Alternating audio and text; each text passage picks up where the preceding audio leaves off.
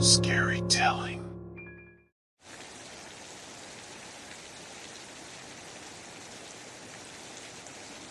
This story takes place in the early 1990s. I was 18 years old and starting my new life as a college student. It was an exciting time to be away from home for the first time, and my best friend and I both committed to West Virginia University. We were ready to party like no tomorrow together. We weren't the brightest and were just going to college because that's what was expected of us, so West Virginia University was the perfect fit. We chose to be in a quad room, meaning we would have 2 other roommates. Both were random, and this was a time before cell phones, so we wouldn't meet them until move-in day. Being from New Jersey, this was the furthest from home I would be, and the change from a New York City suburb to the middle of nowhere West Virginia would be shocking. Moving day came, and my friend and I set up our room. Our first roommate joined us that day, and we all clicked really well. He was from a really small town in Western Virginia, and although we had almost completely different lives, this was someone you could tell would be a great friend. The next day, our other roommate came, and we all got to know each other. The story revolves around the first roommate from Virginia, so I'm going to focus on him. Throughout the semester, my best friend, the roommate, and I became a trio and would go out together all the time, and we all even shared the same friends. We really spent all our free time with each other. Things remained amazing for both semesters of our first year, and we really wanted to keep in touch over the summer break. My own friend and I were so intrigued by the third roommate's stories of his hometown that we all agreed to visit him for a week over the summer and live with his family. When that time came, me and my friend hopped into my car and drove the roughly 12-hour trip to his house. About an hour after passing through the suburbs of D.C., we realized how remote Western Virginia was. When we would stop for gas or to use the bathroom in these small towns, we felt like we were in an old Western movie. I have never seen so few people and so little urbanization. It was really eye-opening. We arrived at his house by dinner time, and when I tell you this town was small, I mean it. Each house was at least half a mile or more apart, and it took a 25-minute drive from his house to get to the center of town, where all the stores and restaurants were. Honestly, although it was an extreme change from what I was used to, I pictured this trip being a relaxing one, removing me from the hustle of the East Coast. 3 days into our 6-day stay, our friend wanted to bring us hiking through the mountains. I was really excited as I have been loving the outdoors here and really wanted to embrace nature.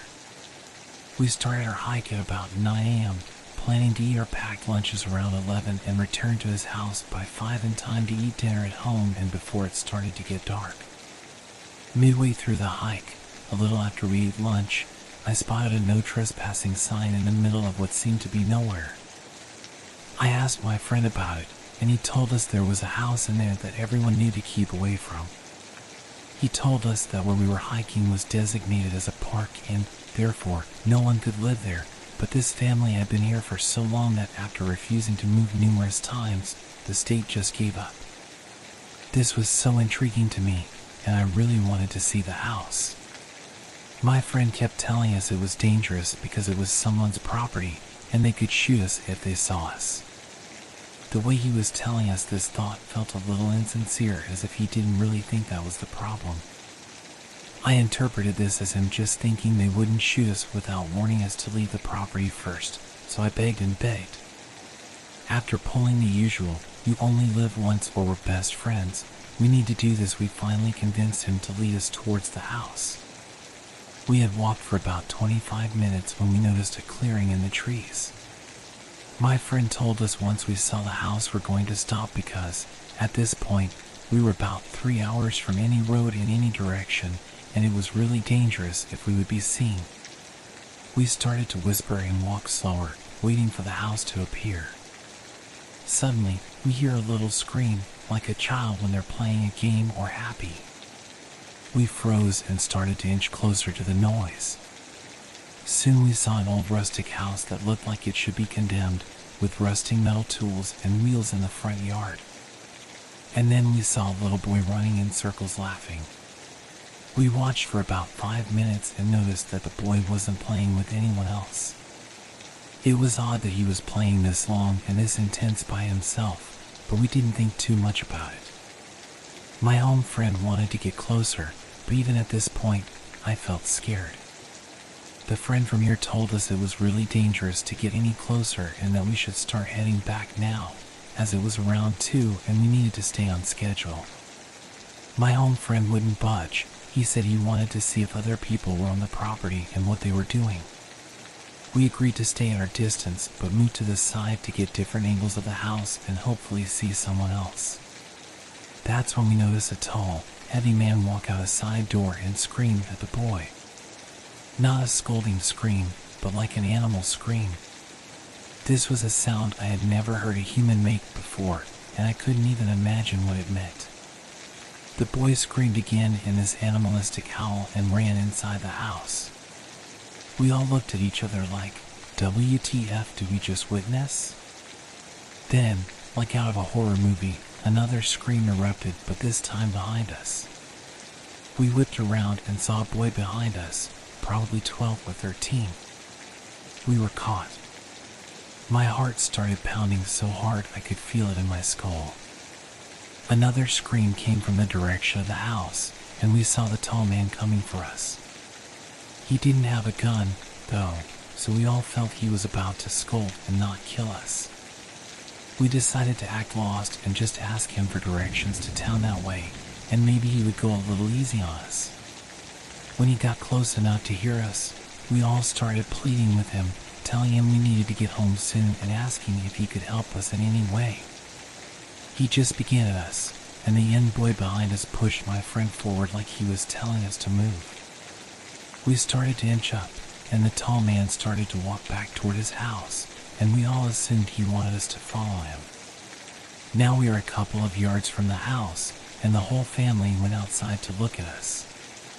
There were 2 very old women, 2 middle-aged women, and 1 middle-aged man, 3 young men probably in their 20s, and like 8 kids.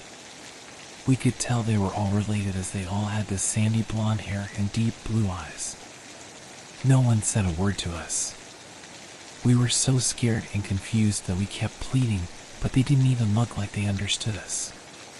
The tall man from earlier throws us a makeshift plastic carton of water, and everyone starts making their way inside. We took this as him letting us know he wasn't mad at us, but it was time for us to go. We picked up the carton, and it was disgusting. The dirt on the clear/white plastic stained it brown, and the water looked septic. As we turned our bodies to walk in the other direction, we all noticed 4 girls tending to plants behind the house. These girls weren't outside with the rest of the family staring at us, and I assumed they were workers there. I know that makes no sense, but they looked nothing like everyone else, and I thought it was weird they didn't join the family before. They all had brown or black hair and were considerably paler than the family. As we continued walking into the woods, one of them yelled at us, in incredibly broken English in the thickest hillbilly accent you could imagine, "Don't come here more, Daddy kill you." We were shocked. This was the first time anyone tried to talk to us.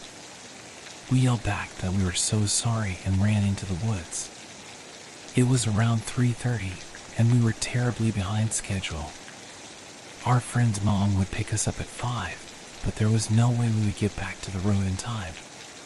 During the whole walk/jog back, we discussed what had just happened and how weird that entire affair was. We were all so baffled, and the local friend interjected that growing up, there were always so many scary fables about the house and family. He said some people said they were here since the 1800s and have only ever interbred, and they're all like genetic horrors now, and others said they were cannibals. He told us he brushed all these stories off his tales, but we all agreed that the inbreeding one could be a real possibility. Finally, at almost 7 o'clock, we make it to the road where we see our friends' moms, dads, and brother's car. They were all in a circle talking, and when we greeted them, they said they were worried sick and were about to go looking for us. We apologized and got in the mom's car while she laid into us. Screaming and crying, she told us how scared she was. My home friend apologized and told her how we got caught up at that house.